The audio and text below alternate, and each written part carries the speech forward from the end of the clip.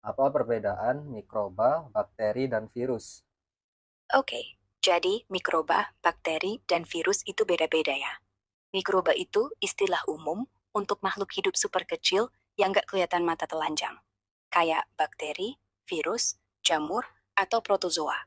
Bakteri itu salah satu jenis mikroba, organisme bersel tunggal yang bisa hidup di mana-mana.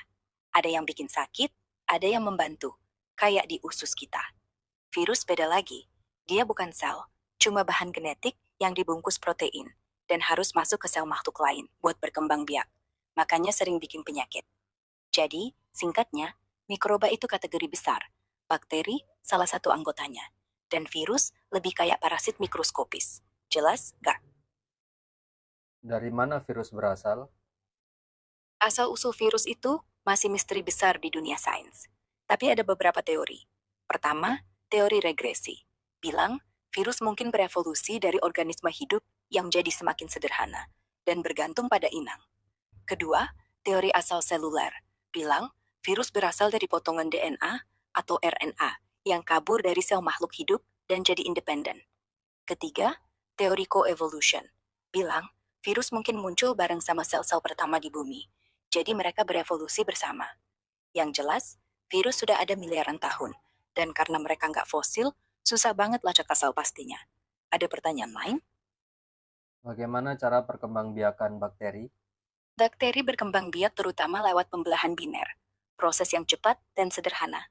Satu sel bakteri membelah jadi dua sel anak yang identik.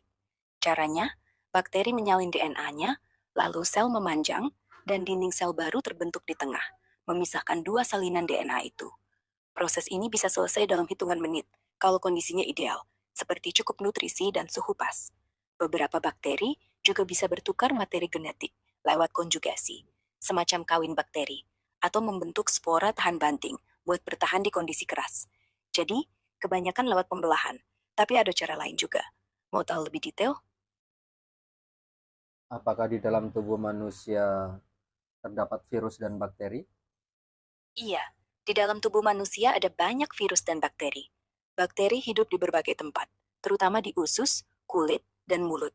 Banyak dari mereka, seperti bakteri di usus, justru bantu kita, misalnya buat mencerna makanan atau melawan kuman jahat. Ini disebut mikrobiota. Virus juga ada, tapi kebanyakan nggak aktif atau nggak bikin sakit, seperti virus laten, kayak herpes yang bisa tidur di sel kita.